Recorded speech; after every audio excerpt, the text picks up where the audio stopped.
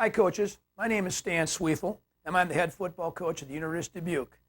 In today's video titled Developing a Pregame Checklist for Head Coaches, I'll be discussing things as a head coach that you should share with your offensive and defensive coordinator and getting your team prepared for Saturday's game.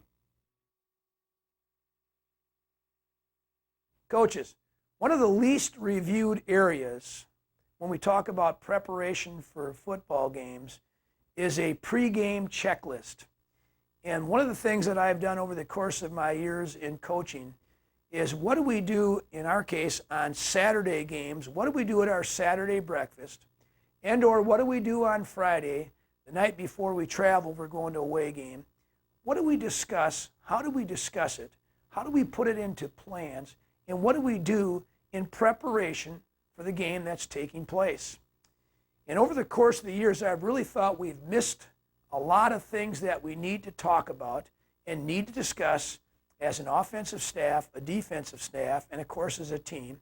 And also then, some of this carries over into our pregame talks with our men, with our players, about what we expect and what things are going to happen in the game.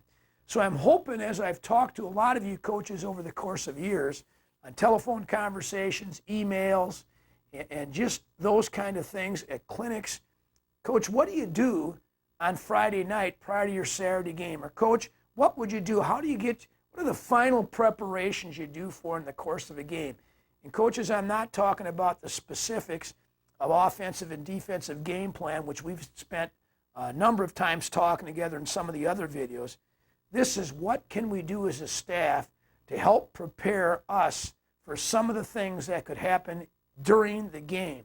So I've come up with a pregame checklist for head coaches, but it's not just for head coaches. It's for the offensive and defensive coordinators, for all the position coaches. It's all encompassing.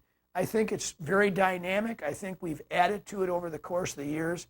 I spent a lot of time talking to the other staffs about what they do, getting ideas. Some of them are similar, some aren't. I think your system might have a lot to do with that, but I think these are some things we can really take from, discern, and glean some of the information that I've used and put it into your system. So let's first take a look at our pregame checklist.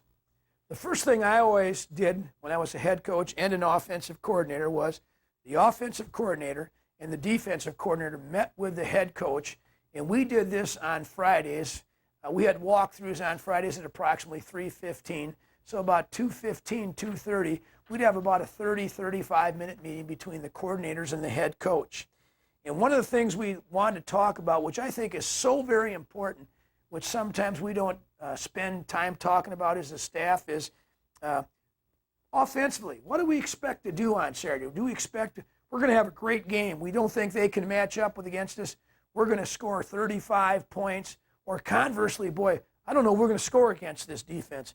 Maybe we're going to have to punt the ball and try for field position. In defense, you're going to have to play a lot on the field. But we always thought it was important that the offense and defense talked very frankly about what they thought their opportunities for success were.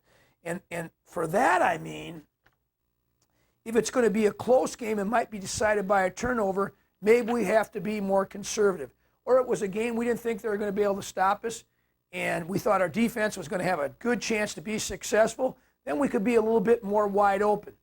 Coaches, point to be made on coordinator review.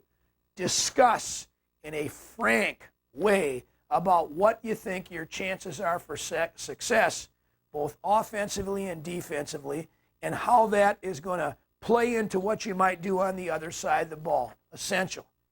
Then we talked about this in our coordinator package, and that is game considerations.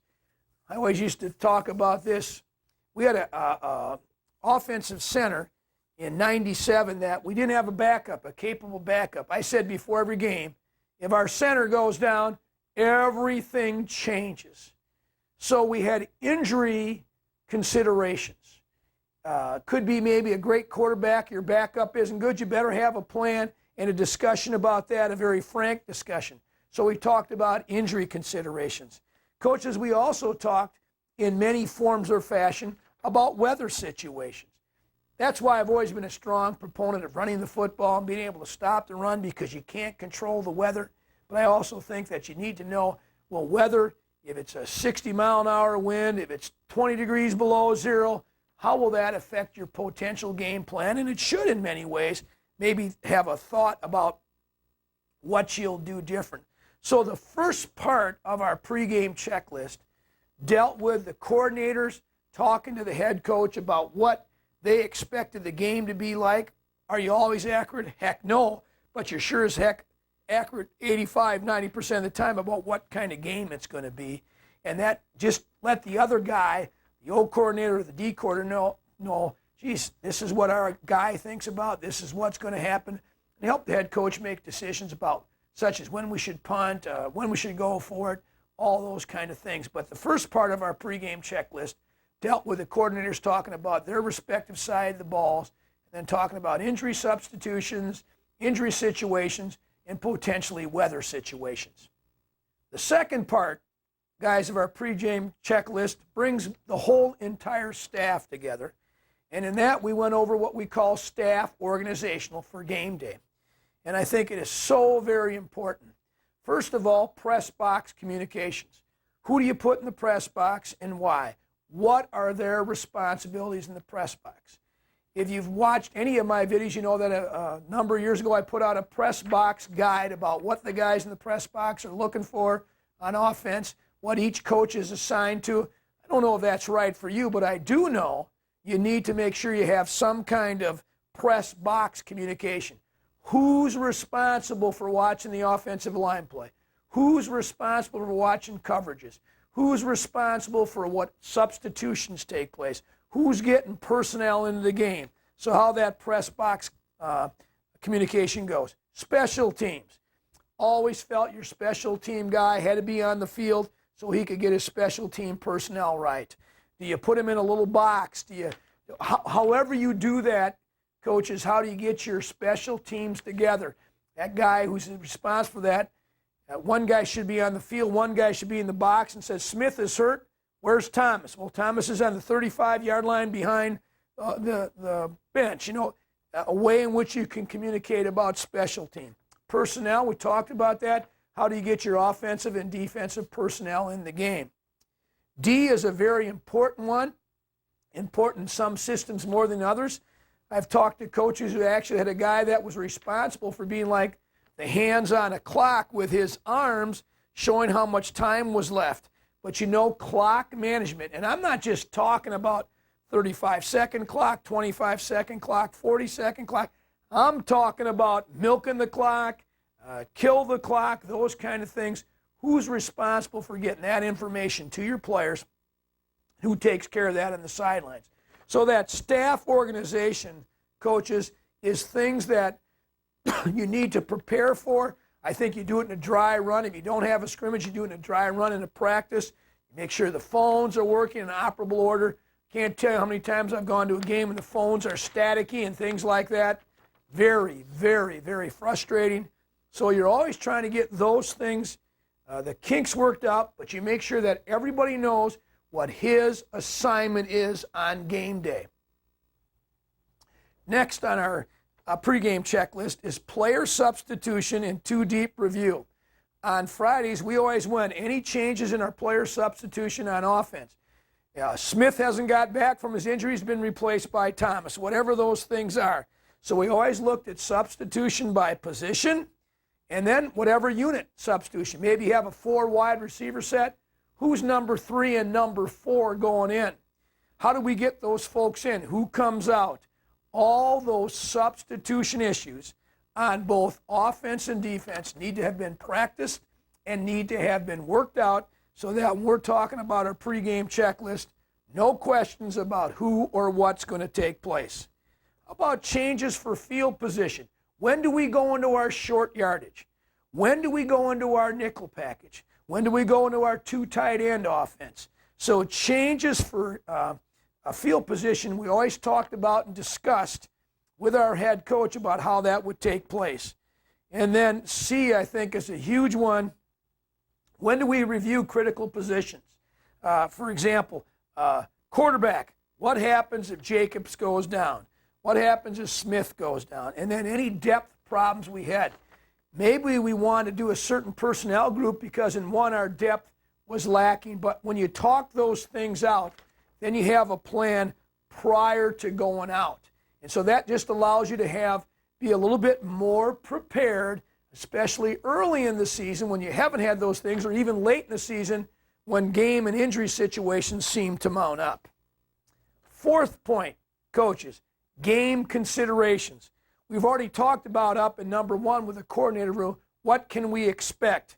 In our offense, I was very, very honest with all our coaches about, boy, I think we can score 42 today, or boy, I don't know if we can get 14 or not.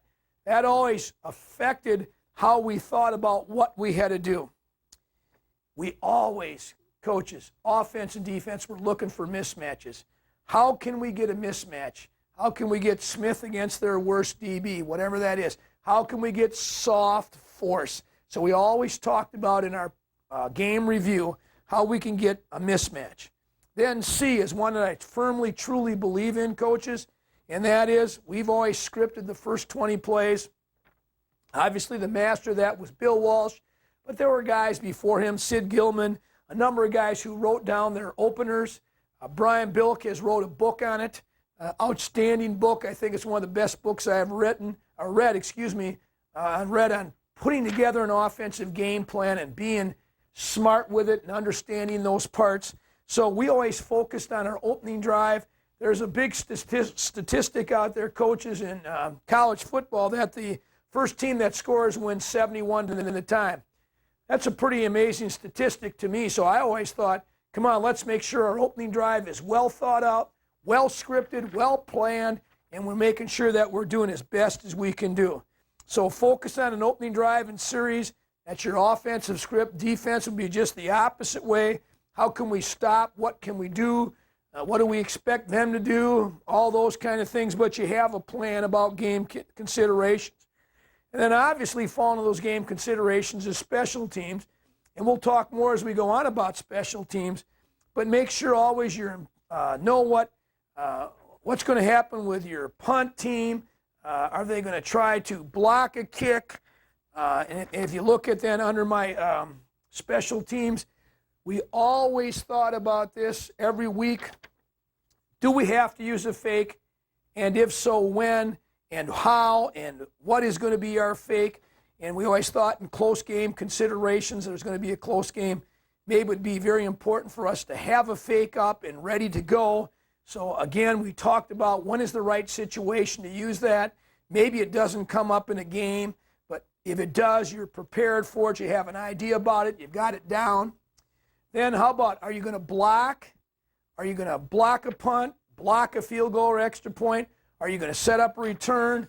What's been your plan during the course of the week? Maybe the weather changes that. There's a big wind and you want to block it, or a big wind and you got to set up a return. But you think about your block and returns in your special teams. Moving right on down about our pregame checklist, coaches. Then next is 2-minute offense. In offense, from the offensive point of view, we always thought about when would we use our 2-minute offense, and that doesn't mean just 2-minute offense into the game. Could be into the half. People talk about 4-minute offense. People will talk about, changing tempo. But when we talked about it, when is field position? When do we go into it? Do we ever go into it inside our own 10 unless it's really the last 2 minutes of the game? Do we know the situation? What do we need, a field goal or a touchdown? How do we play that?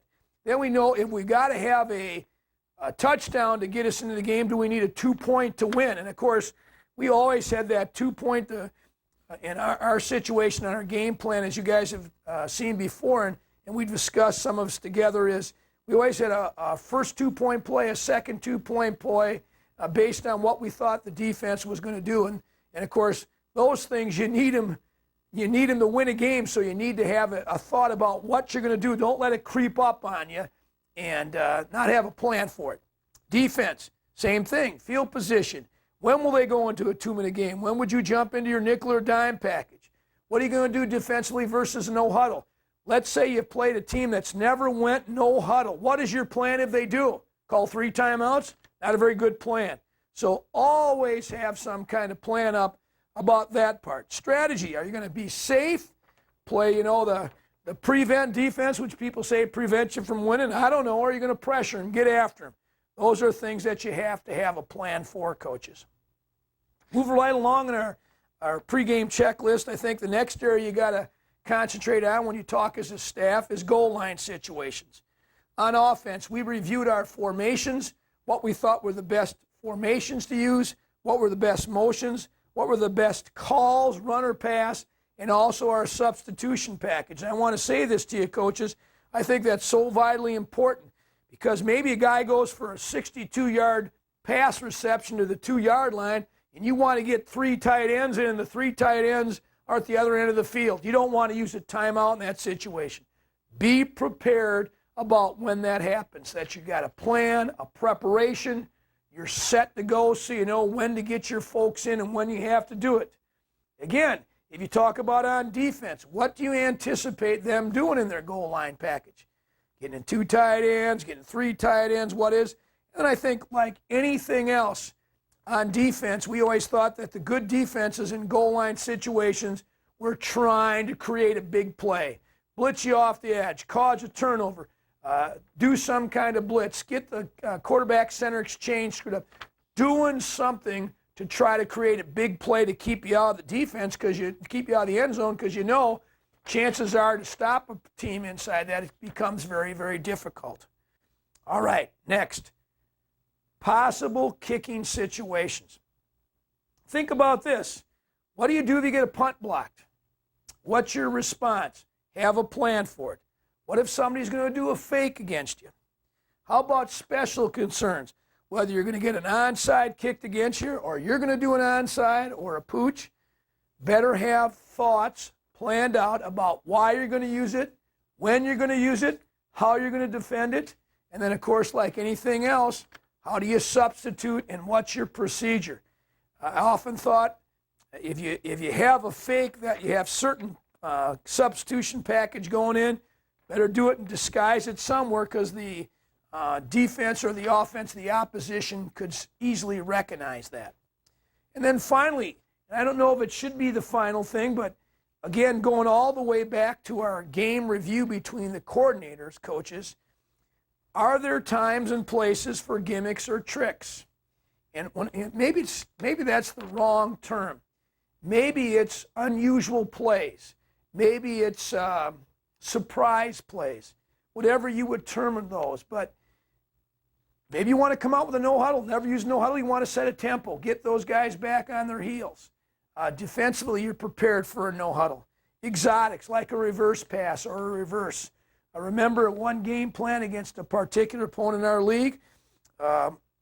We went with 3 reverses the first 3 plays of the game and gained over 47 yards on those 3 plays. I never would have done that had we not talked about it, looked at it, and felt that this was something we could do. How about special formations? Come out with a new formation to set somebody back on their heels, to put them to be not as quite certain as what you're going to do. Now, this list I've put together surely is a start. It's something that we've used as a breakfast conversation for our offensive and defensive staff on Saturday mornings and home games. It's something that we used as Friday supper conversation that we've had on away games. It's something that I've used with my players about just keeping them aware of what's taking place. But what it really does, coaches, I think where it will really help you is get you some ideas about what should we be concerned about talking about on Saturdays. So many times our game plans together, we have kind of the haze in the barn, that kind of proverbial statement that a lot of us in coaching profession use. But yet, let's utilize that time to think about some of the things that we haven't talked about earlier in the football week about what could happen on Saturdays. Finally, coaches, the last thing we discussed in our pregame checklist that we did, and this was an entire staff discussion again, which I thought was very important. We just kind of re-emphasized what we as a football staff thought about what was important, a philosophy, if that's the right way to put it, about what we thought was important, how we would win football games. And that's really going to be, I think, something that each of you as a staff will talk about and discuss, and your head coach will make final decisions on that. But I always thought as a coordinator, I wanted to know exactly what we felt were the important things going in. And like any other football staff, we always talked about at the end of that meeting the three things that we thought were very important to us was special teams, offense, defense, and not in any one particular order, but I also always talked about us on the offensive side of the ball being the least important aspect of whether we won or not. I always thought special teams was a great determinant whether you won or not. Defense, having the ability to win big games for you. And of course, offense, you could score tons of points, but if the defense didn't stop anybody, then it really was very, very kind of a no-win situation. So we always kind of talked about, as we mentioned earlier, about the coordinator reviews, about the importance of our philosophy. And then we also talked about, on offense, and I mentioned earlier about Coach Billick's book, and I truly do believe this, still the most important determinant of whether you win or lose a football game is turnovers.